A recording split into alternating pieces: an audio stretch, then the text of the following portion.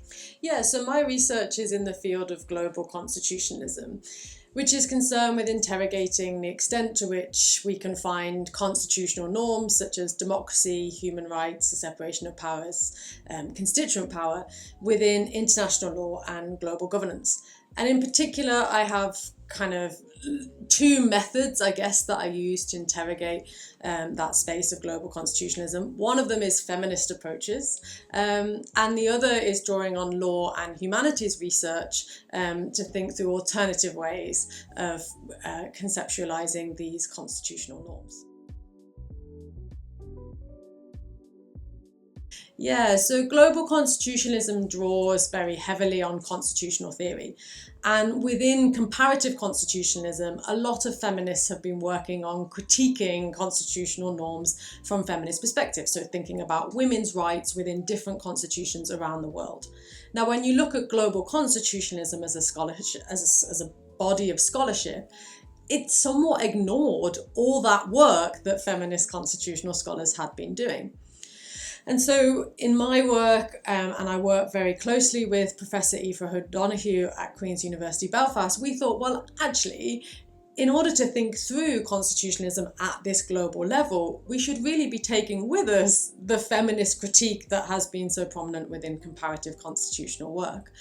And so that's how I kind of got interested in the idea of using feminist theory to interrogate democracy and in particular questions of constituent power, which is the power to bring about constitutional change. Yeah, so at that panel I was talking about a forthcoming chapter which will be on feminist approaches to sovereignty, and I was thinking through ways in which we can reconceptualize that concept of sovereignty through feminist perspectives.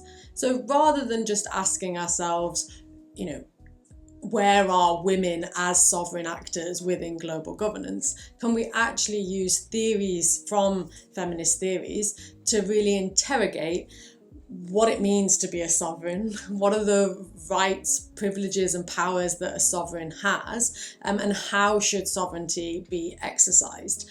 And so in that panel discussion, we were able to kind of break open all those different questions to really think through what are different feminist perspectives on the concept of sovereignty.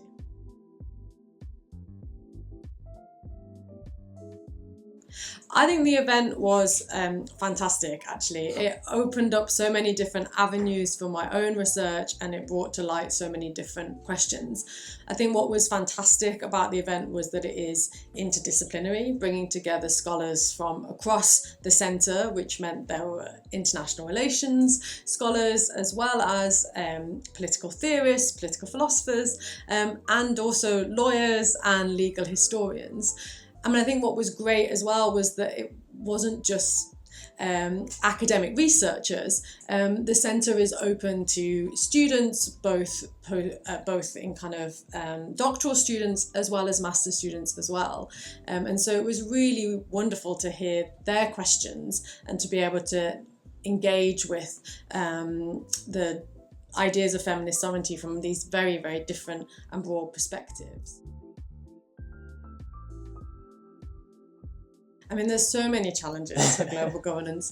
I could sit here and talk about conflict. I could sit here and talk about climate change, but I think it's probably more apt for me to highlight that one of the challenges really is this grappling with the question of democracy and the democratic legitimacy of global governance.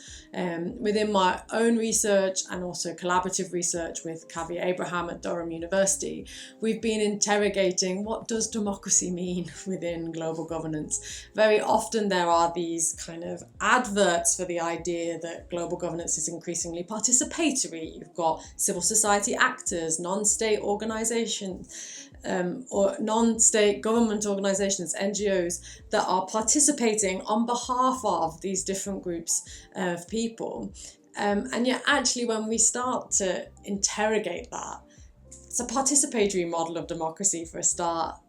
it is a very weak idea of the idea that people actually have any say over what is taking place within global governance. And also it means that, normally speaking, very powerful actors, whether that's states or indeed the international organisations themselves, or indeed corporations, are setting the agendas, and then people are being asked kind of ad hoc to be consulted after the fact.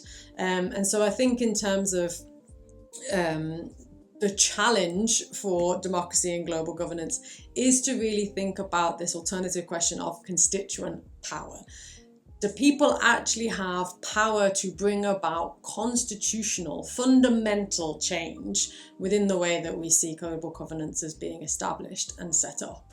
Can we reimagine an alternative? And at the moment, it seems very limited, the space with which people would have any kind of constituent power to bring about that change.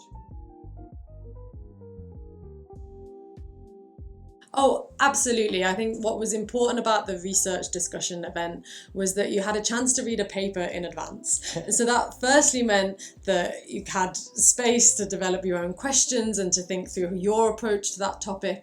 It also meant you got to see my draft in progress and reflect on the research process, the writing process, how you as a student might actually go about researching and writing. When I've got bullet points and question marks and ideas to myself to think through, you can actually see that process in action, and I'd hope that that was kind of useful for your own research and your own studying.